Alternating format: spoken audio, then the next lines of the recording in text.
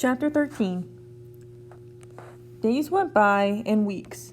Jonas learned through the memories the names of colors, and now he began to see them all in his ordinary life, though he knew it was ordinary no longer and would never be again.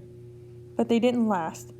There would be a glimpse of green, the landscaped lawn around the central plaza, a bush on the riverbank, the bright orange of pumpkins being trucked in from the agricultural fields beyond the community boundary, seen in an instant, the flash of brilliant color, but gone again, returning to their flat and hueless shade. The giver told him that it would be a very long time before he had the colors to keep. "But I want them," Jonas said angrily. "It isn't fair that nothing is color." "Not fair?" The giver looked at Jonas curiously. "Explain what you mean." "Well," Jonas had to stop and think it through. "If everything's the same, then there aren't any choices. I want to wake up in the morning and decide things, a blue tunic or a red one." He looked down at himself, at the colorless fabric of his clothing. "But it's all the same, always." He laughed a little. "I know it's not important what you wear. It doesn't matter, but it's the choosing that's important, isn't it?" the giver asked him. Jonas nodded. "My little brother," he began, and then corrected himself. "No, that's inaccurate. He's not my brother. Not really. But this new child that my family takes care of, his name is Gabriel?" "Yes, I know about Gabriel." "Well, he's right at the age where he's learning so much. He grabs toys when we hold them in front of him, and my father said he's learning small muscle control, and he's really cute." The giver nodded. "But now that I can see colors, at least sometimes, I was just thinking, what if we could hold up things that were bright red or bright yellow, and he could choose instead of sameness? He might make the wrong choices." "Oh." Jonas was silent for a minute. "Oh, I see what you mean. It wouldn't matter for a new child's toy. But later it does matter, doesn't it? We don't dare to let people make choices of their own." "Not safe?" the giver suggested. "Definitely not safe," Jonas said with certainty. "What if they were allowed to choose their own mate and chose wrong? Or what if," he went on, almost laughing with the absurdity, "they chose their own jobs?" "Frightening, isn't it?" the giver said. Jonas chuckled. "Very frightening. I can't even imagine it. We really have to protect the people from wrong choices." "It's safer." "Yes," Jonas agreed. "Much safer." But when the conversation turned to other themes, Jonas was left still with a feeling of frustration that he didn't understand. He found that he was often angry now, irrationally angry at his group mates, that they were satisfied with their lives which had none of the vibrance of his own was taken on. And he was angry at himself, that he could not change that for them. He tried. Without asking permission from the giver, because he feared or knew that he would be denied, he tried to give his new awareness to his friends. "Asher," Jonas said one morning, "look at those flowers very carefully." They were standing beside a bed of geraniums planted on the Hall of Open Records. He put his hand on Asher's shoulders and concentrated on the red of the petals, trying to hold it as long as he could and trying at the same time to transmit the awareness of a red to his friend. "What's the matter?" Asher asked uneasily. "Is something wrong?" He moved away from Jonas's hands. It was extremely rude for one citizen to touch another outside of family units. "No, nothing. I thought for a minute that they were wilting and we should let the gardening crew know that they needed more watering." Jonas sighed and then turned away. One evening he came home from his training, weighted with new knowledge. The giver had chosen a startling and disturbing memory that day. Under the touch of his hands, Jonas had found himself suddenly in a place that was completely alien, hot and windswept under a vast blue sky. There were tufts of sparse grass, a few bushes and rocks, and nearby he could see an area of thicker vegetation, broad, low trees outlined against the sky. He could hear noises, the sharp crack of weapons. He perceived the word guns, then shouts, an immense crashing thud as something fell, tearing branches from the trees. He heard voices calling to one another, peering from the place where he stood, hidden behind some shrubbery. He was reminded of what the giver had told him, that there had been a time when flesh had different colors. 2 of these men had dark brown skin, others were light. Going closer, he watched them hack the tusks from a motionless elephant on the ground and haul them away, spattered with blood. He felt himself overwhelmed with a new perception of a color he knew as red. Then the men were gone, speeding towards the horizon in a vehicle that spit pebbles from its whirling tires. One continued, though Jonas ached now for its end.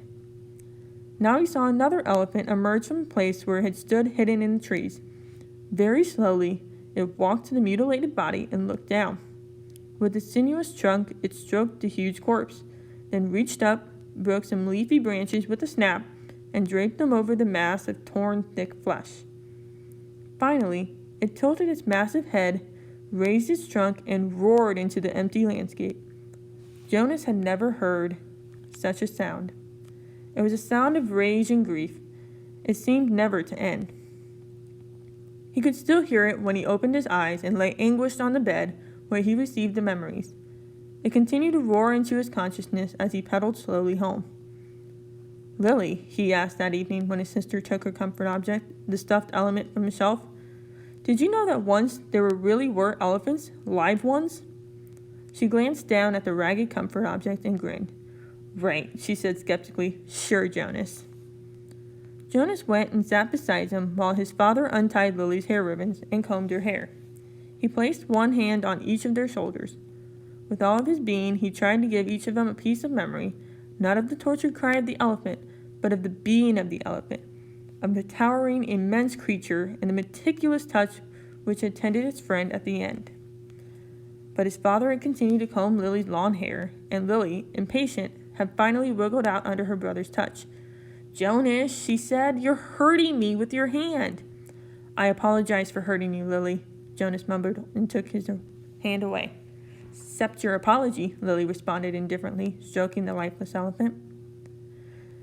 "Giver," Jonas asked once they prepared for the day's work, "don't you have a spouse? Aren't you allowed to apply for one?" Although he was exempted from the rules against rudeness, he was aware that this was a rude question. But the giver had encouraged all of his questions, not seeming to be embarrassed or offended by even the most personal. The giver chuckled. "No, there's no rule against it. And I did have a spouse. You're forgetting how old I am, Jonas. My former spouse now lives in childless adults." "Oh, of course." Jonas had forgotten the giver's obvious age. When adults of a community become older, their lives became different. They were no longer needed to create family units. Jonas's own parents, when he and Lily were grown, would go to live with the childless adults. "You'll be able to apply for a spouse, Jonas, if you want to. I'll warn you, though, that it will be difficult. Your living arrangements will have to be different from those of most family units because books are forbidden to citizens. You and I are the only ones with access to the books." Jonas glanced around at the astonishing array of volumes. From time to time now, he could see their colors. With their hours together, his and the giver's, consumed by conversation and by the transmission of memories, Jonas had not yet opened any of the books. But he read the titles here and there, and knew that they contained all of the knowledge of centuries that one day they would belong to him. "So if I have a spouse and maybe children, I will have to hide the books from them?" The giver nodded. "I wasn't permitted to share the books with my spouse. That's correct. And there are other difficulties too. You remember the rule that says the new receiver can't talk about his training?" Jonas nodded. Of course, he remembered. It had turned out by far to be the most frustrating of the rules he was required to obey. "When you become the official receiver, when we're finished here, you'll be given a whole new set of rules. Those are rules that I obey, and it won't surprise you that I am forbidden to talk about my work to anyone except the new receiver. That's you, of course. So there will be a whole part of your life which you won't be able to share with the family? It's hard, Jonas. It was hard for me. You do understand, don't you, that this is my life? The memories?" Jonas nodded again, but he was puzzled. Didn't life consist of things you did each day? There wasn't anything else, really. "I've seen you taking walks," he said. The giver sighed. "I walk, I eat at mealtime, and when I am called by the committee of elders, I appear before them to give them counsel and advice." "Do you advise them often?" Jonas was a little frightened at the thought that one day he would be the one to advise the ruling body. But the giver said no. Rarely. Only when they are faced with something they have not experienced before. Then they call upon me to use the memories and advise them. But it very seldom happens. Sometimes I wish they'd ask for my wisdom more often. There are so many things I could tell them. Things I wish they would change. but they don't want to change. Life here is so orderly, so predictable, so painless. It's what they've chosen. I don't know why they even need a receiver then, if they never call upon him, Jonas commented. They need me and you, the giver said, but didn't explain. They were reminded of that 10 years ago. What happened 10 years ago? Jonas asked. Oh, I know, you tried to train a successor and it failed? Why? Why did that remind them? The giver smiled grimly. When the new receiver failed, the memories that she had received were released. They didn't come back to me. They went. He paused and seemed to be struggling with the concept. I don't know exactly. They went to the place where memories once existed before receivers were created. Some place out there, he gestured vaguely with his arm. Then the people had access to them. Apparently, that's the way it was once. Everyone had access to memories. It was chaos, he said. They really suffered for a while. Finally, it subsided as the memories were assimilated, but it certainly made them aware of how they were needed a receiver to contain all that pain and knowledge. But you have to suffer like that all the time, Jonas pointed out. The giver nodded. And you will. It's my life. It will be yours. Jonas thought about it, what it would be like for him. Along with walking and eating, and he looked around at the wall of books. Reading? That's it? The giver shook his head. Those are simply the things that I do. My life is here. In this room? The giver shook his head. He put his hands into his own face, into his chest. No. Here, in my being, where the memories are. My instructors in science and technology have taught us how the brain works, Jonas told him eagerly. It's full of electrical impulses. It's like a computer. If you stimulate one part of the brain with an electrode, He stopped talking. He could see an odd look on the giver's face. They know nothing, the giver said bitterly. Jonas was shocked. Since the first day in the annex room, they had together disregarded the rules about rudeness, and Jonas felt comfortable with that now. But this was different, and far beyond rude. This was a terrible accusation. What if someone had heard? He glanced quickly at the wall speaker, terrified that the committee might be listening as they could at any time. But as always, their sessions together, the switch had been turned off. Nothing? Jonas whispered nervously. But my instructors... The giver flicked his hand as if brushing something aside. Oh, your instructors are well trained. They know their scientific facts. Everyone is well trained for his job. It's just that, without the memories, it's all meaningless. They gave that burden to me and to the previous receiver and the one before him. And back and back and back, Jonas said, knowing the phrase that always came. The giver smiled, though his smile was oddly harsh. That's right. And next it will be you. A great honor.